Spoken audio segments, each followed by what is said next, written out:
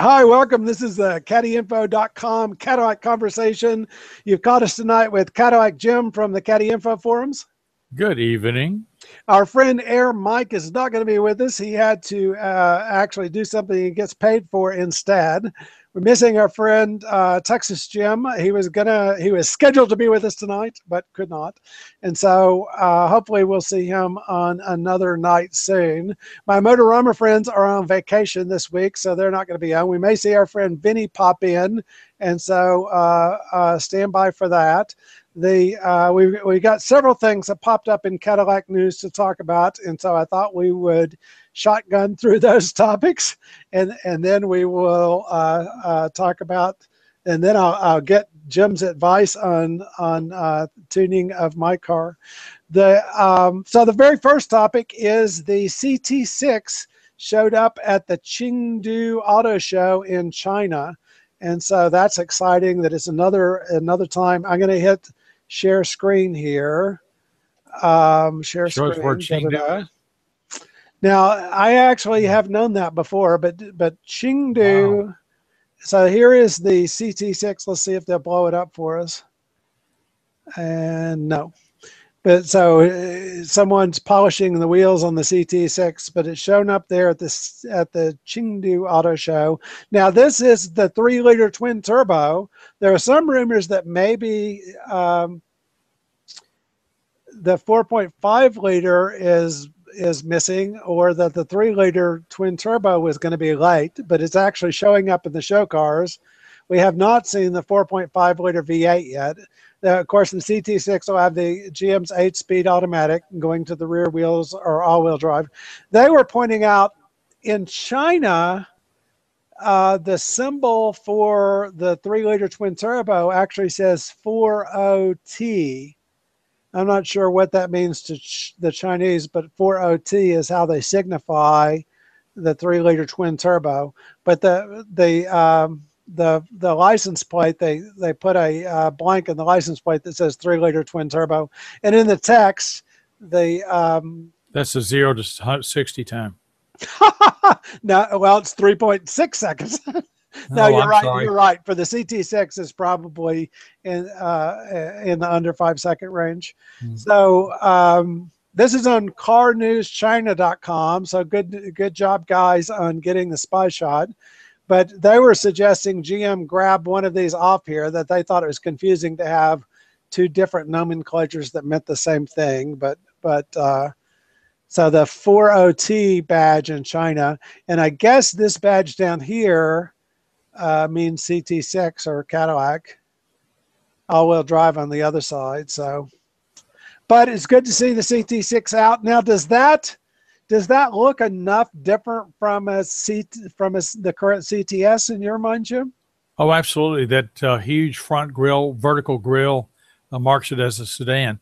The roof line is still, that highly streamlined sedan roof line that makes you wonder if it has that huge headroom in the rear that the DeVille is known for, but I suspect it does, because the swoop doesn't start till about where the headroom would be. So I think that it might not have a lot of room over the rear shelf like the DeVille, but it's got plenty. It looks like a big, roomy car. The windshield is heavily raked, but not as much as a CTS. And no, you make a good point. And this is a very large car. Of course, yeah. This will be the longest wheelbase current Cadillac. Do I see brake scoops? Do I see brake scoops under the headlights? Well, there's just something there. Yeah, something, a gleam caught in the light. I don't think it's a chrome, but you can see it on the other side in profile. It sure looks like a brake scoop to me. It's probably, if we can get a front end view. No, it's probably for the intercooler. It's a twin turbo. You probably got two intercoolers, and that's what those are. Those are not for the brakes. Yeah, but this is gonna, and you can tell it a little bit more in that picture that this is going to be a big car. Mm-hmm. I think you can tell the perspective a little bit better in this picture. Yeah. Because that way you can see if this person is human size, which obviously, then look at that huge rear door. Yeah. You can see the seam in the body between the front and back of it. It's almost as big as the front door on a two-door. Yes. Oh, it's huge. So the front door, you can't see the seam, but I suspect it's just as big. This is actually a very nice slope here, isn't it? I hadn't, Mm-hmm. the way the rear comes down, Mm-hmm. and yeah, there's a pretty solid C-pillar here, but that's actually a really nice look. Yeah, the headroom starts about where the C pillar ends at the top, and it slopes down a little, but not much. So you know there's going to be plenty of headroom in the rear for that car. Yeah, there was actually a complaint that the trunk's not that it has a big trunk but not a huge trunk, and Yeah, some of the people were complaining about that. But I said, I think that they have spent the room on the rear seat. That they're yeah, really wanting this to be limo-sized rear seat yeah, uh, for people that there is a population in China. There's a hunger in China for chauffeured cars, and this should certainly make a really nice chauffeured car. yeah. So we're glad to see the CT6 out. Seeing it at the New York show and the Chengdu show makes it more likely that it's on schedule, right? Yeah, if someone parks one in the garage next door, I'm going to turn green. That looks like a great car. I think Texas Jim might be interested in taking a test drive in one of those. As long Yeah, as it that doesn't have would. the four-cylinder in it. And his leg didn't hit the center console. That's Oh, the was the thing that killed him on the CTS. But mm, yeah, and I don't need a bigger car, but I think this is going to be a really nice bigger car. And so for people that need a big full sedan, then I think that this is going to be a good choice. well, that's the niche definition body style, for a Yeah, Cadillac is a sedan, a large sedan. If they don't have a large sedan, they're not in the luxury car. Well, they don't occupy all of the major niches. That is the niche that if you have that, you're in the luxury car business. If you don't, you're a dabbler. exactly. And again, good job, Car News China, for bringing us news on the CT6. Yes. Let's turn to the XT5. Carscoops.com has a new crossover, a new shot of the upcoming XT5 crossover. The XT5 is not exactly a replacement for the SRX. Cadillac is changing their nomenclature. So the SRX was the sport crossover. They're renaming the new sport crossover as XT and then a number. So the SRX is not directly replaced by the XT5, but the SRX will stop manufacture and the XT5 will start manufacture. And the front end of the XT5 actually looks more like an Escalade. So in my eyes, it looks kind of like a miniature Escalade. And they have a number of pictures and different poses and so on. Yeah. I love this tent. Maybe this tent thing back here will be a dealer offered option, right? I think that's where they put the intercooler. This is No, the no, no, B no. Sport version. That's where the PCM is. Yeah, there you go. The so it's hard to tell much because they have shapes, and this has the kind of body cladding to keep you from telling much about the car. But we've already seen the SR5 a little bit because it was being used in a commercial. So it looks kind of like a cross between the current SRX, except the front end is more suggestive of the Escalade. This is Cadillac's most popular car right now, the SRX, and so we're expecting big things of the XT5 as a replacement for the SRX. The SRX sells more than any other vehicle at Cadillac right now, and so this is a really important car for Cadillac to replace and to get it right as they bring this new model in. Well, other marks have taken a successful model and waited until it died, and it's tended to be bad for long-term business, like the Oldsmobile Cutlass. Yeah, the SRX, I was trying to decide. The SRX, by any measure, has been a complete success. Yeah. that Cadillac took, a GM line car crossover and made a nice Cadillac that has been a big sales success and must have made them a ton of money so far and has been the most popular. But you remember they started off where they had the 2.8 liter turbo or the 3.6 liter or the 3 liter, and they were almost the same power, and neither one of them was enough power for the SRX. And Well, didn't they have a North Star for that for a while?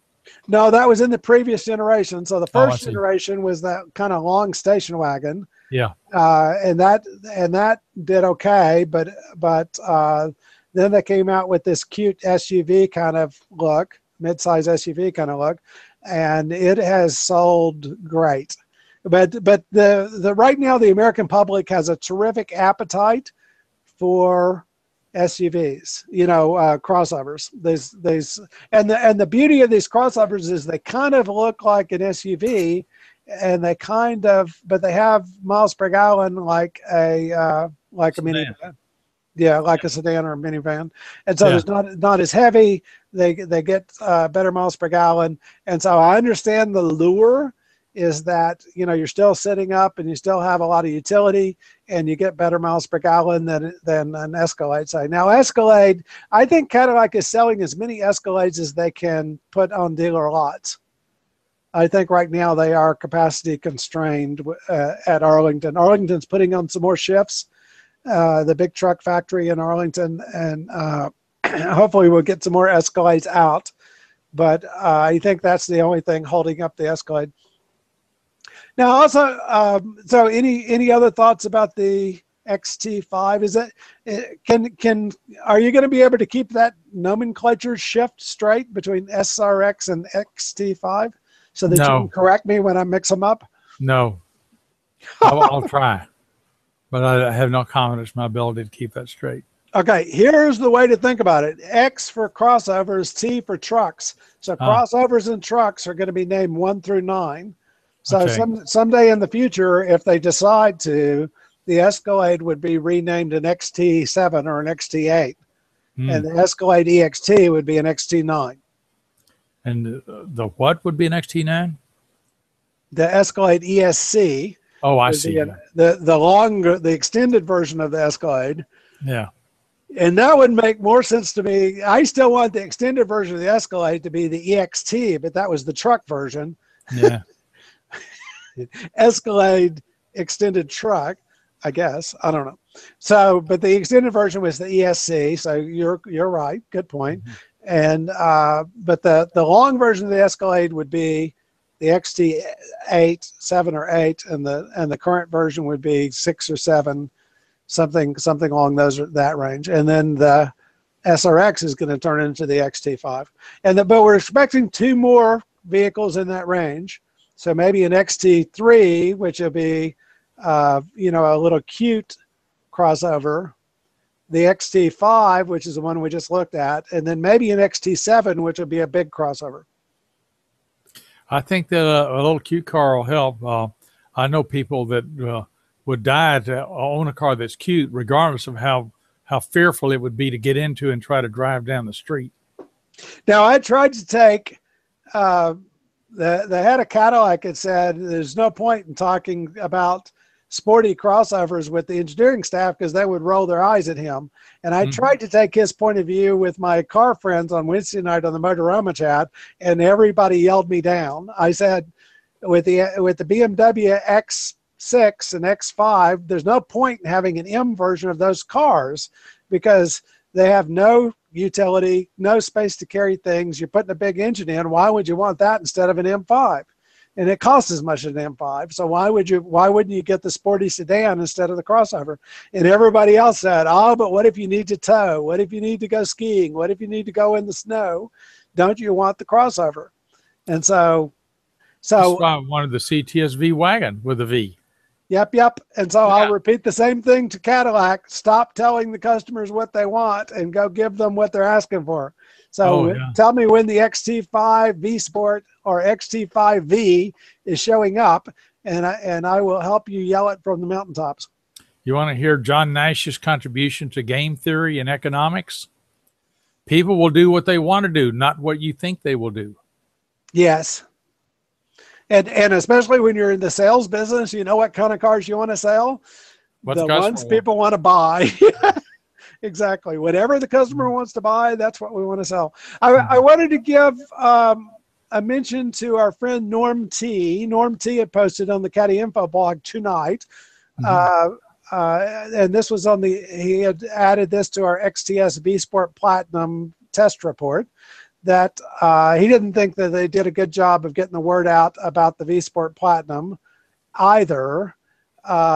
But we'll keep it close to my heart, as it's one sweet ride. Norm apparently owns one. Best interior for the price. And he's getting 32.2 miles per gallon on a multi-hour drive with adaptive cruise control set at 65 with all-wheel drive, which is amazing.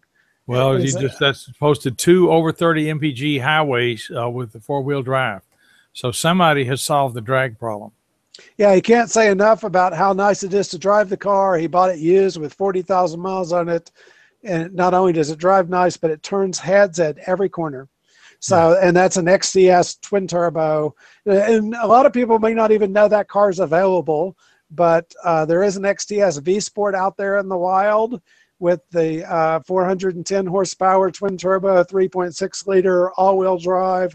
And so if you're looking for a full-size family car with twin turbo V6, the XTS V Sport may be your next car.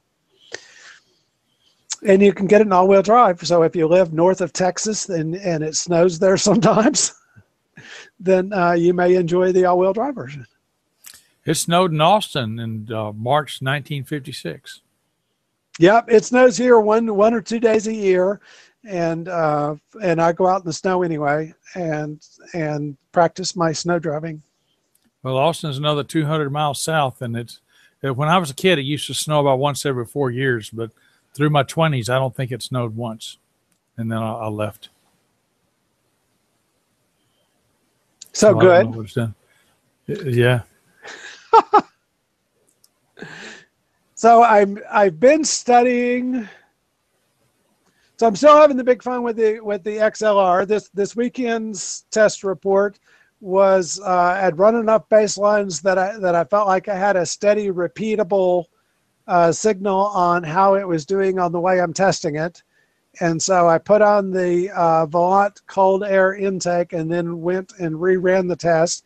And did documented, so you can find that article in the blog, but documented disassembly of the stock intake. The thing that surprised me about the stock intake was nice because it came down and it comes across, and there are 2 air boxes with 2 different filters, but the way that it breathes it was literally breathing through just the gap above the filters in the center snorkel.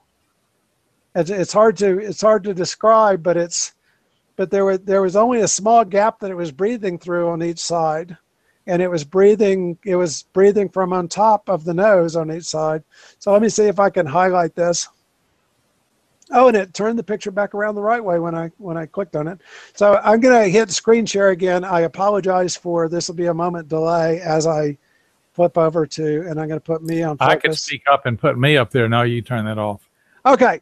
So what we're looking at here is this is one of the twin air boxes. I've taken the cover off this side so you can see the air filter. So the air would come in through the filter, make a 90-degree turn under the filter, come across, make a 90-degree turn up to go into the car. This is the MAF here that measures air going into the engine, and then basically there's a resonator here, and then the throttle body. But this gap right here that we're seeing above the filter on the other side, that's where the engine breathed. Interesting. So these boxes were closed everywhere else. So air would come in through the nose and go in this little gap and down through the filter, and then across and up through the nose.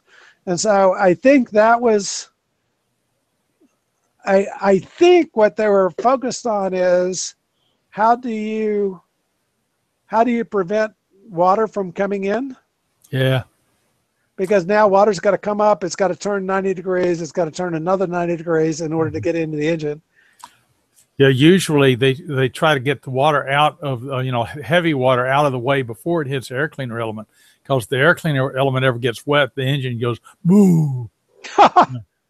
Now this was behind the MAF, and I think this is a Heimholtz resonator, right?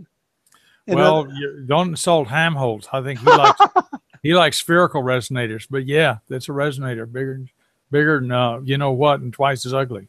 So the airflow literally would come into this tube and go straight into the throttle. But by having these side channels, they're taking some frequencies out of the airflow, right? I think they're smoothing the airflow through the MAF with that. The pulses are all being driven by the engine intake or the supercharger or what turbocharger, and they're all it's a muffler. This is on the XLR, so no supercharger. Oh well, even so, I think it's quieting the intake pulsations or smoothing them. Yeah, and it could have a smoothing function. You're right. I think it had a quieting function, that they're taking some frequencies out of the intake. That they were trying to make it, and of course they're unequal. I'm unhappy if it's loud. I'm happy if it's loud. The thing that it didn't surprise me that, and so what I did is I attached the MAF directly to the rubber hose going into the throttle. Now that may not be helpful. This is what the new intake looks like. So it has these cone filters. The air comes right into the cones, right up through the thing and across. No resonator, and took out 2 of the 90-degree turns. You lose about half your airflow every time the air has to turn 90 degrees. But there is one danger in that, taking out the resonators. You could have air going in both directions through the mass airflow sensor. That's true, that you may have some reversion in some circumstances. Yeah, mid RPM high throttle.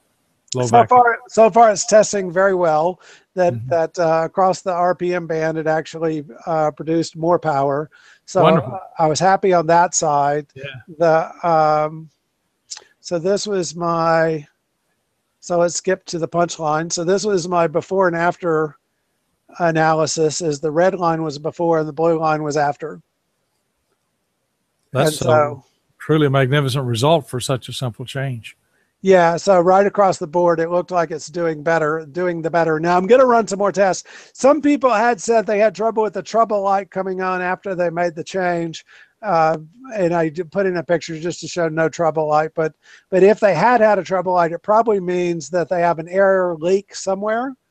And that's, that one of the lip of one of these had gotten turned in or something, and they have some kind of a problem that way. Yeah, and so, read the code. Yeah. Now, I also want to point out for those of you playing at home, the blue filter matches the blue car. Why the hell not? Yeah. So I've got that working for me. I'm not a stylish guy, but I've got that working for me. Now, the XLR, one of the things they changed with the LH2 is it has internal EGR. So this hose coming here, I think, is just a breather hose that's feeding back into the intake. It's not the EGR system, because there's an internal EGR with these engines. It's probably a vacuum sensor for the EGR metering. That could be.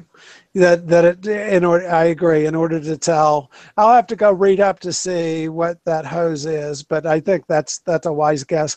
I left the MAF screen on the MAF. Manufacturers use these screens to smooth the air coming through the MAF. The MAF itself is actually what I would call a switchblade type MAF, that it bolts on right here, and inside here you can't tell, but this cylinder basically continues on the inside, and then there's a hot wire there. And so, but the reason it's called that is that the MAF itself is basically a long cylinder here. It's not this whole thing. This tube just gives a known volume of air across the MAF in order to help calibrate the MAF. So I think that was a positive change, but the thing I was going to say about the sound, I was expecting more induction noise, but I actually got as well more exhaust noise. Well, you got more power, you're going to have more exhaust noise. Yeah, you get more flow through the system. If you blow the horn, harder, then you get more sound out of the horn. That's true. So, so that should be unsurprising, Bruce. Why were you surprised? But you know, the North Stars, even with the default Cadillac exhaust, especially in certain RPM bands, have a really beautiful song to them, right? Oh yeah. And so I'm really enjoying this. That one of the other upgrades people do is they put the same Corsa, almost the same. It's one digit off the part number. They put the same Corsa exhaust that I have on the STSV on the XLRs. That's about a $1,500 if you find it on sale. That's about a $1,500 change, and would probably add another 8 or 9 horsepower. But I think I'm going to be reticent to do that for a bit because I really like the sound of the default of the stock exhaust system. So yeah, I'm nervous about modifying the exhaust on my car. It's obviously very free flowing. It's reasonably quiet, although that idler has this booming hum that's quite a lot louder than it would seem when you try to converse over it. It's just perfectly even hum. Woo, woo, woo. I think the it attracts attention. Number one thing on your car is the pulleys. That is, when you're ready for more power, that going to the larger pulleys. Number two, I would say, is of course calibration. Number two is the headers. And then they do with some I saw a magnificent cold air intake test on one of the Camaro sites, but I think they've done a similar thing with the CTSVs where they've done extreme testing on them to tell which ones gave the most horsepower and so on. And so, but yeah, if you change the pulleys on that car, then you pick up, you know, say another 50, 60 horsepower. Not that you need any more power because you have more power than anybody needs to begin with, but you pick up another 50 or 60 horsepower and the car would still be perfectly quiet, right? You still have quiet intake, you still have quiet exhaust. It would be even more of a sleeper. Yeah, in this part of the country, very few people recognize the V badging or even the difference in the stance of the car, those huge spattery wheels to get around those enormous brakes. All these things that are very obvious to car people. Most people say, is that a CTS4? Or how does it ride? You know? Extremely well with the magnetic suspension. I wish they had put the magnetic suspension on my STSV. That when I got it, I was glad not to have the magnetic suspension because that's one fewer thing to replace someday.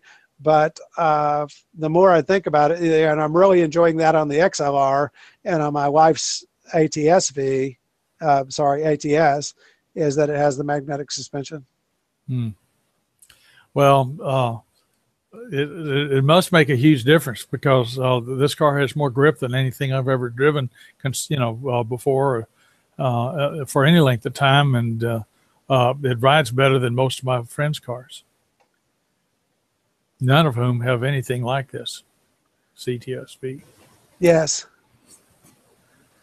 But you might say those big soft tires with that 40 profile 9-inch rims on the front and 35 profile 9.5-inch rims on the rear. I don't know.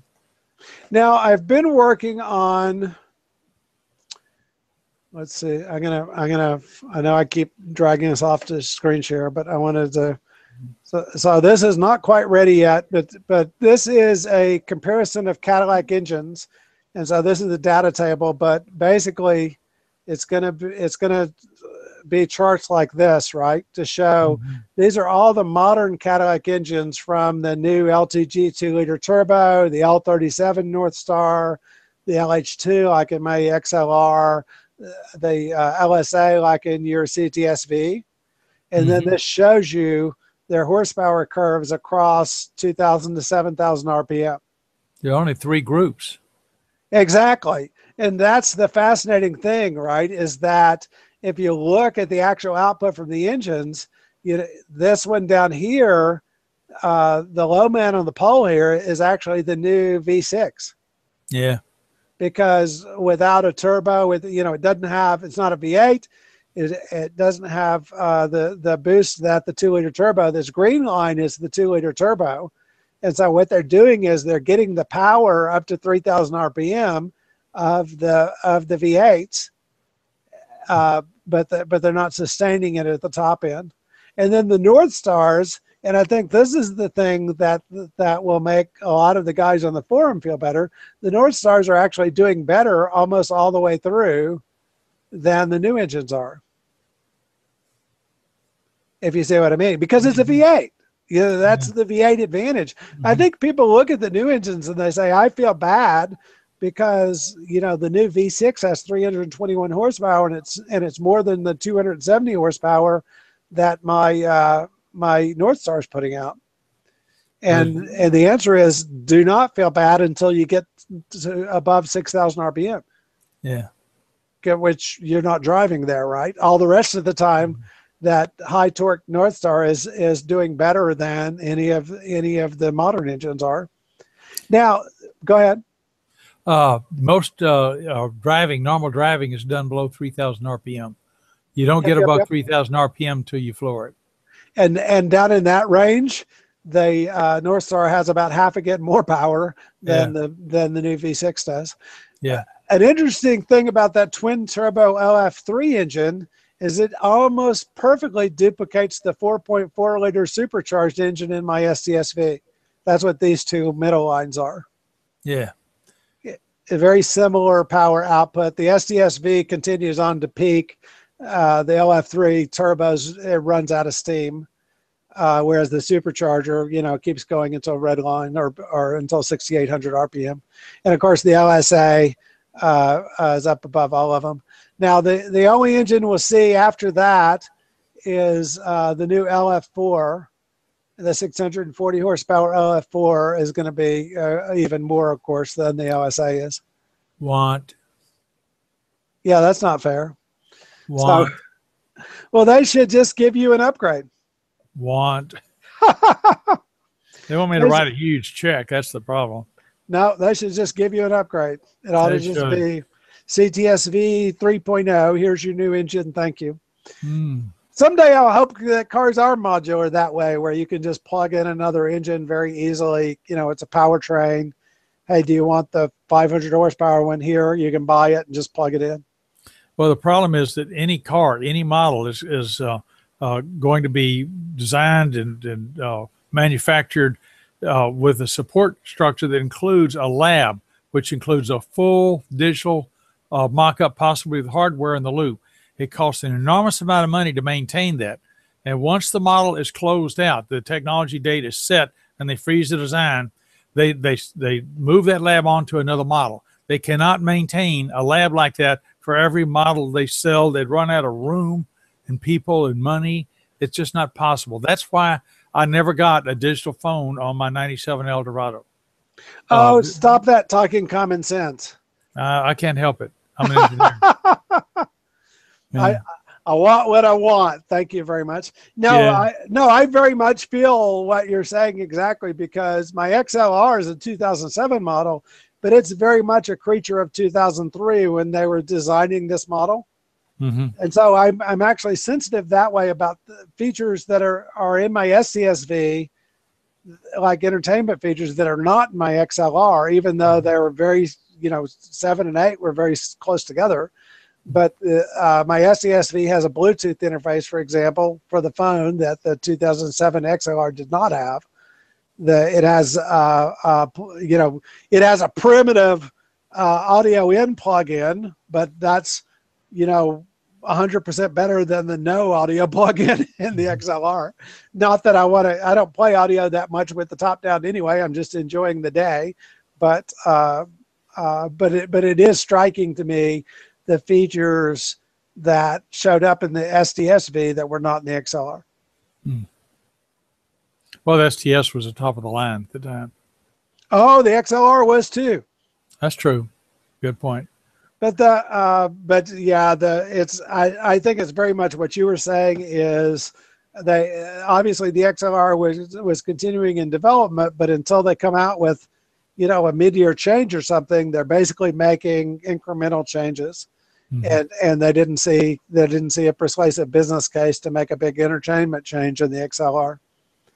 And they weren't Well, making the sales numbers that they'd hoped either during that period. they may. I think that when you have a convertible, people are less likely to want to put a big radio in it. That's a mistake, in my opinion. Or Because all talk on the cell phone. you need about 200 more watts, but the radio's good in a convertible. And the standard answer for hands-free phone in the XLR at the time was OnStar, that you're supposed to have your OnStar subscription and use the phone built into the car, Right. not use your cell phone. So again, as a product, what changed in the meantime is cell phones turned. Yeah, I use two cell phones as well, one for work and one for home. Well, I know what's built into the car, and then I use Bluetooth. Oh, I don't use the third one. I did on my CTS. I had minutes bought on the CTS on the phone, but I don't on the STSV or on the XLR, either one. Yeah, they give you a good deal on the minutes. They didn't in '97. The dealer just told me to go get my own deal with whoever, and I did. But with a CTS, I found out the minutes are like $30 for 100 minutes, and lasts a year. So I just do that once a year, and I'm happy with it. If I'm don't want to deal with a cell phone or for one reason forgot it, battery's low, I just push the little black button, and it's a little easier to deal with when there's a lot of wind noise, like when I have all the windows down. To get the hot air out or something, then I push the black button. The difference is that on the heads on the display driver information center, you get the number of minutes displayed instead of your lateral acceleration. Of course, I'm the only one anybody knows that drives around watching the lateral acceleration meter. No, I think a lot of performance car people do that, so you're probably not alone in that score. Good.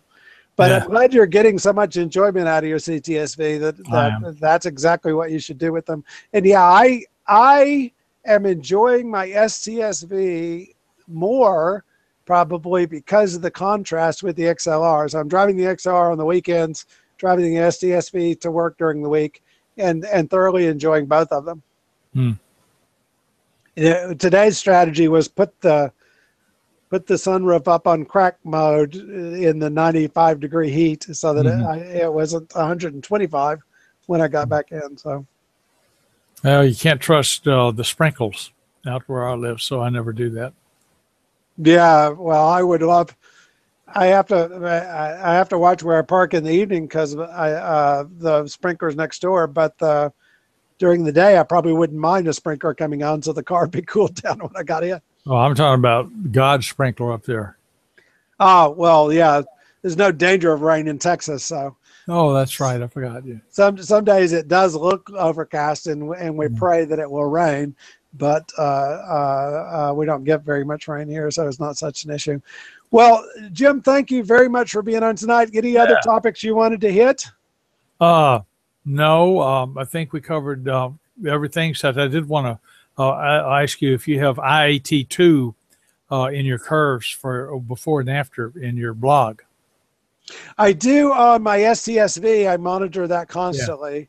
Yeah. On the XLR, I don't because it doesn't have that sensor. Right. Well, there's only one IAT in there without the blower. Yeah, but I just wanted to see if the IAT2 is going to go up because you got more, high pressure. But I wanted to see the curves, the numbers. Yep. I actually have quite a bit of study on that topic from when I was doing my intercooler studies. And I want to try another hose test because I have an extra coolant tank in the STSV in the nose. I actually want to, but I don't have a way to directly measure the coolant temperature in the coolant. The intercooler coolant is actually cooler than you might think, because I know from running when it was hot and running it out of my hand, it's not even hot enough to burn your hand. The water temperature is, even when the air temperature going across the coolant is 150. The water temperature of the coolant is not. I can't see it going over 120. It's certainly going to be a degree or two less than your IAT2. Yeah. So now that was an interesting. Let me see if I don't know if I have it queued up. So this is the test with the new. I'm going to hit screen share again, and again I apologize for the infinite effect, and I'll hit that. This is the test of the Volant, and I need to minimize. I need to maximize this or minimize that, don't I? Okay. Can you see my screen now? Yeah. Okay. So this is the test of the Volant. And so at this point, the engine is turning 6,000 RPM. We're going about 73 miles an hour. We know it's the Volant because of the file name. The outside temperature was 99. Whoa. Look at the intake air temperature. Yeah, it's actually 97. lower than the outside temperature. Well, that means the outside, that's just the difference between where the sensors are placed. Yeah, but normally in test with the stock, with the OEM setup, the IAT was always 5 degrees higher. Wow. So I think what we're seeing here is because it doesn't have all that plastic and time going through the filters to heat up, that the Volant is actually going to run a colder system. Even though it seems that's counterintuitive in a way, because the stock system is actually a better cold air system in the sense that it kept engine air out. Well, maybe there was a slight bit of vacuum there, just a fraction of an inch because of restriction in the air cleaner. That would drop the temperature. You think? Yeah. Explain that to me a different way. Well, when you compress air, it gets hotter. When you have a vacuum, the air gets colder. When you and there would be a pressure drop through the air cleaner of a fraction of a psi, that would drop the temperature a degree or two. Oh, I see. So you think that would be more true on the Volant or more true on the factory setup? Don't know. Just have to look at the pressure, the absolute pressure at those 2 points. So the good news there is certainly it appeared to me that the Volant is running 7 degrees colder than the OEM setup did. But certainly no warmer. So we'll see with more tests, because I haven't run enough studies. That's actually, I was going to go to try and get some more test data tonight, I think, but I may have to do that in the morning. So, but good to see you. Thanks for being on. I'm always glad to hear the engineering side of the equation. Even when it hurts. Even when it hurts. And again, if you want to be on to talk about Cadillacs with us, we do this on Thursday nights. We start we go live at 7:30 Central Time, 8:30 Eastern Time, 5:30 Pacific Time. And the way there are several ways to participate. If you want to be on live video with us, let me know that that's the case on Google+, or contact me through LinkedIn. You can find my LinkedIn profile on my Twitter profile. Contact me through Twitter, through LinkedIn, through caddyinfo.com, and let me know that you want to join us to talk about Cadillacs. If you have a Cadillac-related product that you would like to be on and talk about, let me know that, and we'll get you on, because we might be two of your first buyers right here on the program. If you just, the other way you can participate is you can actually tweet to the show by putting hashtag CaddyInfo. You can participate in the Q&A through the Google Plus Hangout event, or through questions on YouTube will actually show up in our Q&A. And let me clear those again. Don't see any that we haven't addressed. So if you want to participate, what you have to do is contact me. The thing with the Google Plus Hangouts is we can't invite the entire public. You have to say specifically who's invited, and so I have to know that you want to be on and that you want to talk about Cadillacs, so that I can invite you. If you don't want to be on the video, you just want to be in the chat, then there's a way for you to do that through the event. Jim, anything else you want to share with our viewers? Not tonight. I'm done. Okay, and all you regular Caddy Info guys that we didn't see you on tonight, we'll hope to see you on next time. Jim, hold on. I'm going to hit stop broadcast, and we'll have just